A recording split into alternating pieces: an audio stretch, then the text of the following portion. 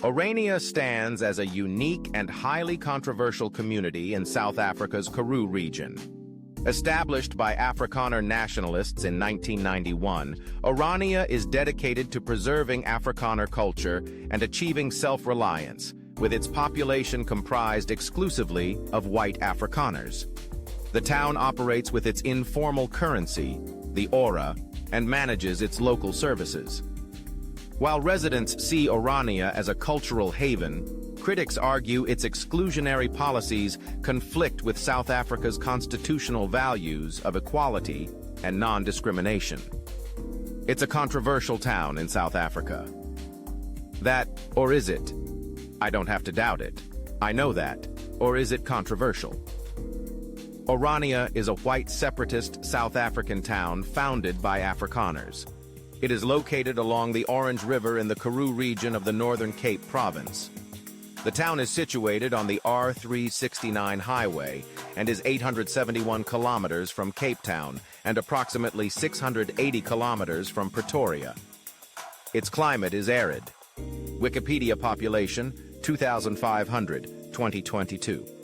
Area, 3.456 mi2. Elevation, 3,871. Area code 053. District Pixley, KA Seam. Established 1991. Municipality Thembelihle. Or can someone provide an answer to Section 235 of the South African? The Constitution recognizes the self-determination rights of cultural groups. But what about the Afrikaner enclave of Orania, which also uses race to determine who can be allowed to live in this community, is the main reason why it's 0 blacks allowed in this town? I believe that controversy isn't at all not a misperception about all the people in the city called Oran. This is why the people with the most to lose have the most to say. The people say that any 16-year-old young lady walking around at 9 o'clock at night anywhere in South Africa isn't common. In this town, they don't need to have burglar alarms or guards 24/7 days a week, and you leave your bike out all night here. Would you agree with me if I say that these people of Orania are made up to be atrocious behavioral types, African or Afrikaner people? In the past, our history has shown that lots of black people were killed by whites in South Africa. Yes, but history has also shown that black people have also killed each other in history, just like the man called Shaka Zulu did to a lot of blacks, making his presence well known. Mfecane was a series of Zulu and other Nguni wars and forced migrations of the 2nd and 3rd decades of the 19th century that changed the demographic, social, and political configuration of southern and central Africa and parts of eastern Africa. The Mfecane was set in motion by the rise of the Zulu military kingdom under Shaka, Seber 1787 to 1828, who revolutionized Nguni warfare. The rise of Shaka's kingdom, which took place during a time of drought and social unrest, was itself part of a wider process of state formation in southeastern Africa, which probably resulted from intensified competition over trade at Delagoa Bay. The pattern of the Mfecane, in which tribe was set against tribe over an ever-increasing radius, was highly successful in areas weakened by overpopulation and overgrazing. In South Africa itself, the Mfecane caused immense suffering and devastated large areas as refugees scrambled to safety in mountain fastnesses or were killed, thus easing the way for white expansion into Natal and the Highveld. In the Cape Colony, it greatly increased pressures on the eastern frontier as refugees known as Mfengu crowded in on the peoples of the Transkei. At the same time, however, as a result of the Mfecane, some of the most formidable kingdoms to oppose white penetration were created: the Sotho, Swazi, and Ndebele, as well as the Gaza of Mozambique. The impact of the Mfecane was felt far beyond South Africa, as people fled from Shaka's armies as far as Tanzania and Malawi in the northeast, the Ngoni, and Baratsaland in Zambia, to the northwest, the Kololo. This is why white South Afrikaner nationalists think, yes, it's fine to kill anyone who crosses them, and it's justifiable to do what they do.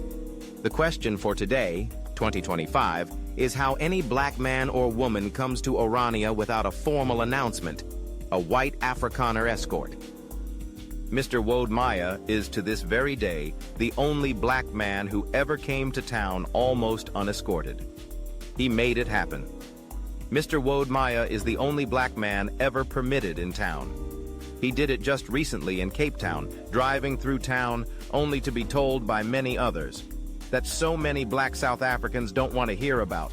I mean, if I talk about South Africans, I'm talking about black people. Of South Africa, the indigenous South African people whose Mr. Wode Maya is an African freelance blogger, our YouTuber with a degree in aeronautical engineering from Shenyang Aerospace University, China, Mr. Wode Maya has, over the long years of trial and error, he has set the mark that no one can follow. He has done it all over Africa. He has been able to create a niche for himself in the area of social media content creation and a space of a few years.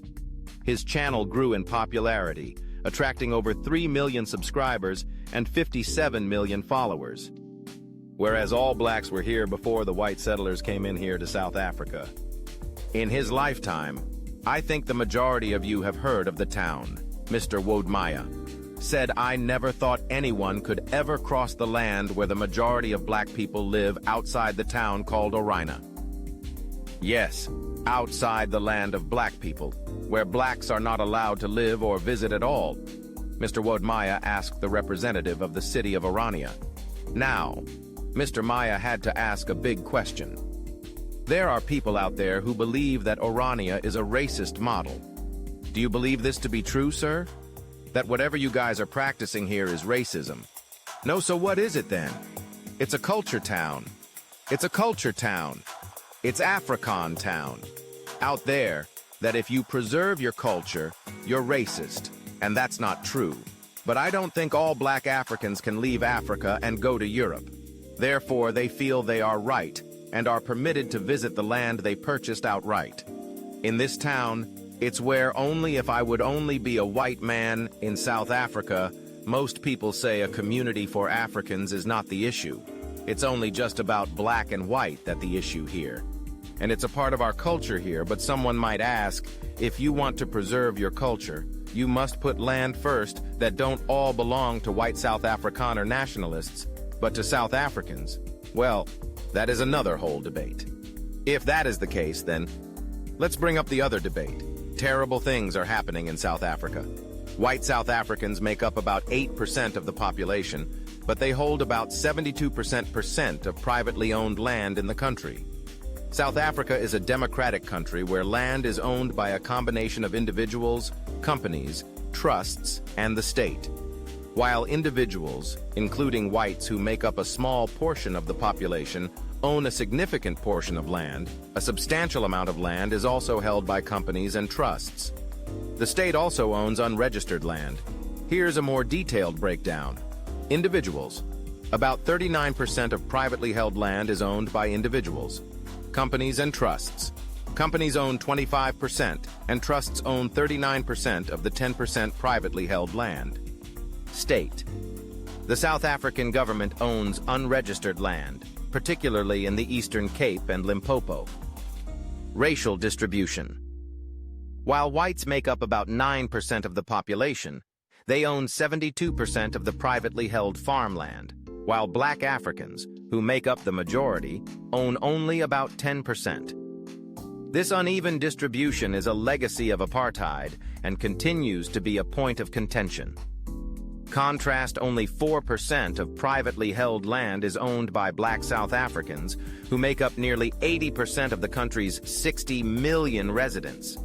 I'm sure that you guys know that white people were not originally from South Africa, like they migrated in the late 17th century from Netherlands, France, England, Germany, in short, from Europe. I mean, they were immigrants in South Africa, but they forcefully colonized the people, enslaved the owners of the land, the black South Africans. This is something that Donald Trump doesn't know about, so you're welcome to the decision last month. President Ramaphosa signed into law a bill that allows the government to expropriate property for public purposes, or in the public interest in some cases, without compensation. Well, I don't think land expropriation without compensation is a land that the South African government has, that the big communities like the Kayama Trust has, and so on. I think the land is not the problem. The problem in South Africa is economic. And it's been done on, that proves that people don't necessarily want land. They want a better economic future. Some people who never farmed before know it's a tough job, and sometimes it's not a very rewarding job if your land lacks available water.